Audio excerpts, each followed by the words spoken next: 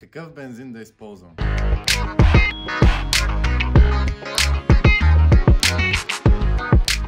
Аз съм на мнение, че четиритактовите мотори са доста по-капризни от към бензин.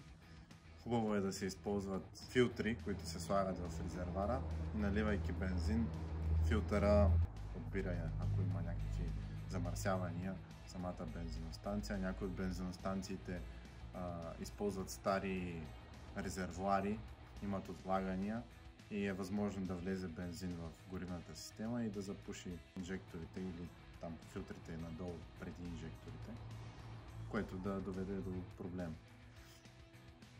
При TPI моторите, двутактовите, също смятам, че е хубаво да се ползва филтър, но не е толкова необходимо, колкото при четиритактовите.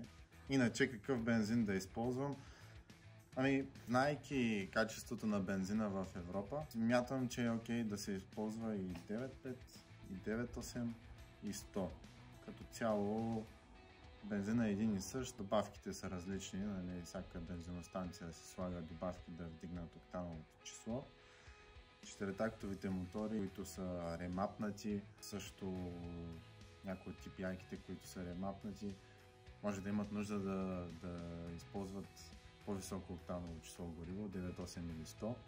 Това го казва мапинг човека, който ви прави настройките на компютъра и на горивната смес. Двутактовите мотори, окей са да им слагате каквото искате.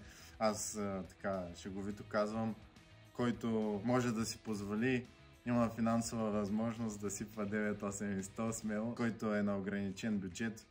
По-добре спестете някой лев да имате за повече каране, сипвайте 9.5. Аз в началото си спомням, карах с 9.5 на тренировки.